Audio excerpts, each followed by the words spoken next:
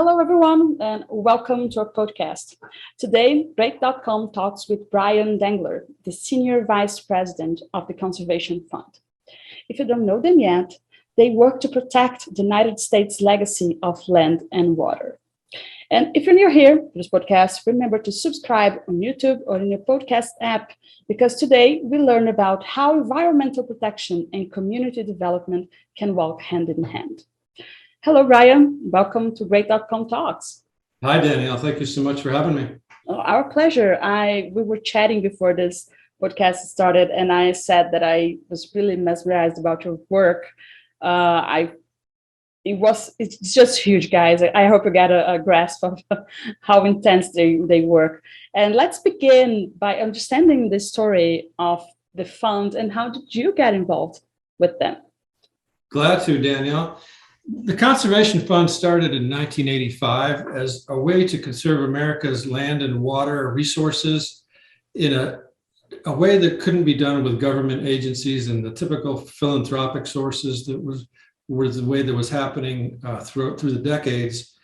And it was a way to bring real estate professionals and philanthropic capital to bear to get the most important ecological and economic natural lands protected in the speed of business. That's something that agencies in the United States anyway, often being cumbersome and bureaucratic, take too much time to transact relative to the expectations of a landowner, a private landowner that owns land of interest to a public agency. So the Conservation Fund was a go-between, was able to bring the financial resources and the real estate expertise to a transaction to secure the opportunity for permanent conservation by agencies. That's really the way we were designed to operate, and we're still doing it that way.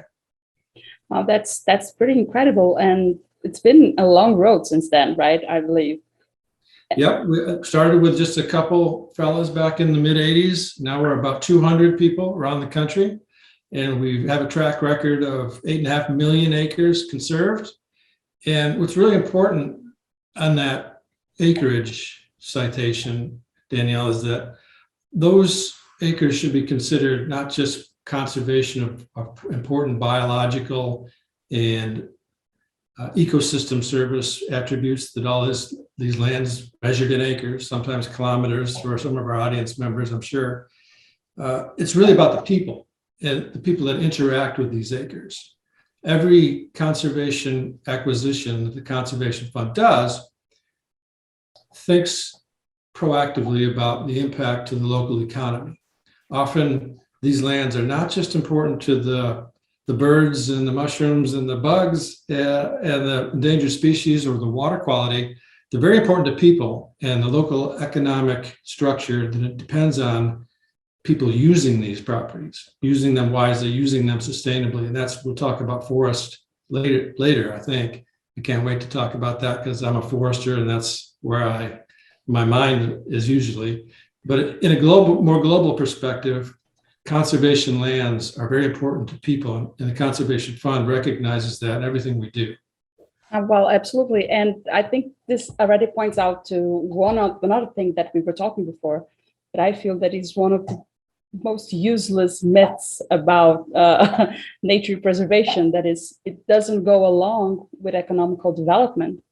And if there's something that you guys are proving it, this is a false thing, like in all means, right? Yeah. Certainly, and there's particular parcels or acres, square meters that really need to keep people out for particular reasons. I'll give you a good example. We have protected some bat hibernacula in the mountains of Tennessee, and the hazard of having people go into these caves where the bats roost is that they can transmit fungus from one place to the other. And some of these bats are really imperiled. So it's important to keep people out of those bat hibernacula, those caves. And so that's a particular example of certain places do have to be preserved, and keeping people, managing people's use of those really sensitive areas. But that's an example of a very small proportion of the vast amount of these 8.5 million acres that we've conserved and that we'll do in the future. So there is, I'm not saying that every acre has to have a person on it using it. It has to be custom tailored to the needs of the biology. No, absolutely. And we're going to get to reforestation and forests and stuff like that. But let's also have an understanding of what are the areas that you can focus on. I was searching in your website, which is, by the way, conservationfund.org. We're going to have that linked in the descriptions of this episode. But it's really interesting. How far do you go? What are those areas actually? Well, certainly the bread and butter work of the Conservation Fund is buying land that agencies, whether federal, state, or local agencies, want to conserve, and we can do the deal as we described earlier. But we have interrelated programs. All comes back to conserving land and water and people's use of that. For instance, our Parks with Purpose program in Atlanta, I'll pick that one out because I live close to Atlanta. That is a program of the Conservation Fund that finds small parcels within the city of Atlanta that are very important to the local neighborhoods for open green space. Some of these neighborhoods have changed dramatically and redeveloped, but sometimes the intensity of the use of these neighborhoods excludes the thought of local folks that have been there for generations and their ability to enjoy their neighborhoods. And as the tremendous pressure on development for people's housing impacts those folks that live in these neighborhoods for years. And we have a program that addresses that. It goes back to the common denominator of protecting land, but it might be 1 acre in Atlanta. It may be 100,000 acres in Minnesota. That's a whole different scale. So that's one example of what we do for people in neighborhoods. We also have a program called Resourceful Communities based out of North Carolina that helps local communities. Maybe it's a city, maybe it's a county in rural North Carolina that is nature heavy. They have natural resources, farmlands, forest lands, water, river courses, but they don't have the infrastructure to capitalize on those natural resources. For instance, our folks in Resourceful Communities can meet with the local mayor, for instance, of a small town in coastal North Carolina and try to give them the skills and match them up with the resources that capitalize on those natural resources to help them with their economic development plans and boost the local folks who live there to be able to use those lands more productively, to increase the tax base, perhaps in the local economy through ecotourism. Maybe they might develop a mountain bike park, something like that, something to capitalize on those natural resources for the good of the local folks. Wow, those are awesome ideas. And I was looking for the other programs on your website, and it really shows this perspective of a broad understanding of this issue. Now, before the other program that I want to ask you about, let's talk a bit about the Working Forest Fund. I think you work closely to that in some point, right? Yeah, that's exactly where my focus is. And in America, some people might know this, there is public land and there's private land that grows forests. And most of the public land is set aside for uses other than timber production, right? So most of the forest products, think of lumber and paper and packaging, that resource is primarily coming from privately held timberlands. So it may be a family that owns 100 acres, or it may be an investment, a portfolio investment from an insurance company that owns 1 million acres, right? So the common denominator there is it's privately held as opposed to publicly held. So that's where the forest resources for America and frankly the world are coming from, primarily in the Southeast, from say Texas to Virginia. So they're really the wood basket of the world. And a fascinating thing has happened in the last, say, 20 years. These lands, think about large 10,000 to 100,000, sometimes a 500,000 acres, were assembled to produce the resource for the manufacturing of the product. For example, a paper mill in Maine may have owned 500,000 acres, and they used that land to produce products for the mill. And they were thinking long-term that they would have to manage these lands to schedule those forests to be producing the amount of timber to produce the amount of product they needed over time. And they may be forecasting 30, 50 years out. And that's the way sustainable forestry, say, started in the 70s, 80s, 90s. Right about the mid-90s, the whole dynamic changed. These forests, which had been assembled by these companies for over 100 years, all of a sudden changed ownership. And they went from the vertically integrated forest products companies' ownership to investor-owned. And the investors, in this case, say it's a pension fund or a university endowment, they would put together a cache of money, buy these forests, and typically they would invest, they looked at it as an investment for a term, say 10 or 15 years. And the perspective on long-term forest management sometimes became truncated. So this term of an investment for the forest may be 10 years, for example. So at 10 years, the investor would sell that timberland. And every time the forest gets sold, the chances are higher and higher that the large timberland ownerships get broken down into pieces, smaller and smaller.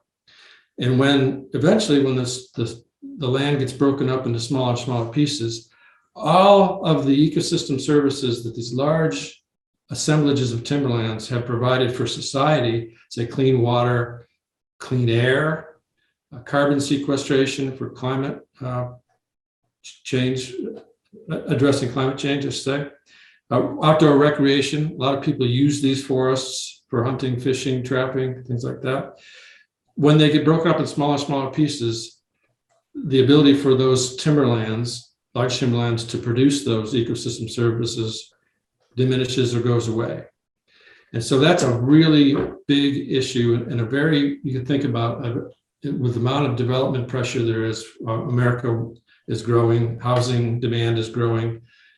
The pressure on these timberlands, which were together and providing these services to Americans and really the world, if you think about it, air moving around the world and clean water, that threat has become really, really intense over the last 10 or 20 years. So we've assembled, the Conservation Fund has assembled the expertise, the forestry people and the conservation people, and we've also assembled a pot of money or a revolving fund of capital that we can use to buy these lands when they come up for sale and keep them as intact forests so they don't become broken up into smaller pieces and converted to other land uses. Eventually, they become shopping malls or housing developments or parking lots, right?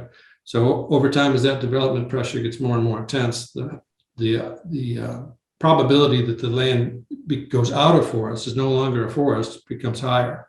So the methodology we use to keep these forests as forests is what's called a working forest conservation easement.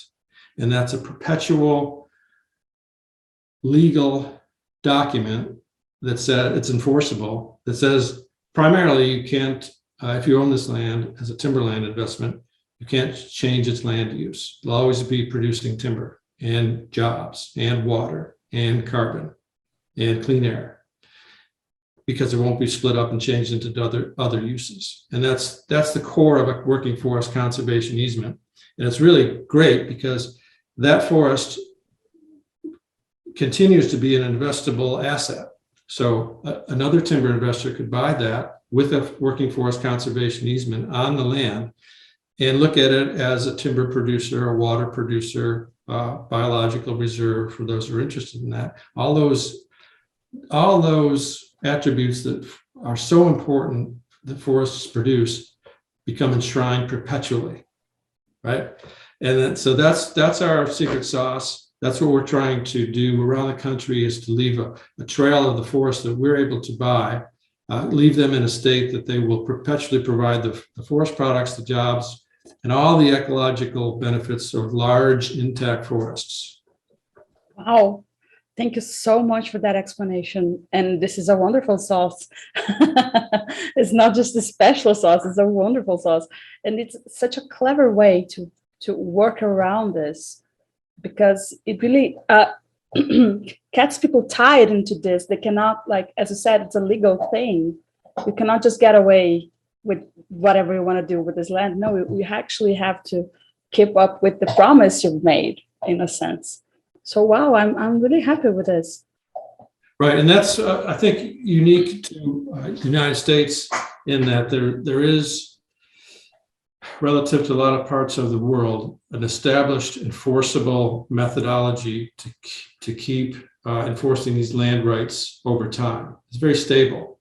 Mm-hmm. So when folks, and we rely on philanthropy fairly heavily, donate their money to help us with our conservation mission, they have the confidence that over time it won't change. It won't be threatened by a different set of laws coming and changing what we have set up we think is enforceable into perpetuity. So it's forever in our minds. Wonderful. And it's truly what we need right now. Things that are not easily changed by different politicians. And I'm definitely going to seek how far are we from this in Brazil. Yes, this is something also that concerns me as well a lot in here. And well, just urging our listeners now to go to your website and check all the programs that you have there. I didn't count, but you have many programs, and it covers from, as we've been speaking here, like conservation acquisition to business partnerships and loans and freshwater and working farms, working forests. Do go for it. It's a wonderful, wonderful job that you're doing. And I like to ask you about some of the impacts you've seen so far from these programs. Thank you, Danielle. That's a great question. And to me, the most impactful part of our work is the impact to local communities. So when we buy and perpetually protect a working forest, we've done it in some of the areas that I've worked in and lived in around the country. And I've seen it firsthand when the folks that rely on jobs in the forest, for instance, the loggers, the truckers, the guys that build roads, women and men nowadays, and those that recreate on these lands, the hunters, the fishermen, when they can continue to use these lands and benefit from all the clean water that comes out of them, I guess the best example would be breweries, right? There's brew pubs nowadays in some of these resort communities that are really around private forests. And you think about the clean water that they need to produce the beer, which people enjoy, and they keep coming back because there's things to do in the forest. The recreational opportunities are there, and they can enjoy a beer at the end of the day. And the idea that beer water is coming through private forests, to me, really brings the impact home. Not just because I like beer. Well, definitely, I agree with you. It's a nice impact to see. And my final question for you is, how can people help your efforts? Sure. The best way is to go to our website, conservationfund.org, and hit the donate button. That sounds very simple. It is simple, but there are people behind that donate button.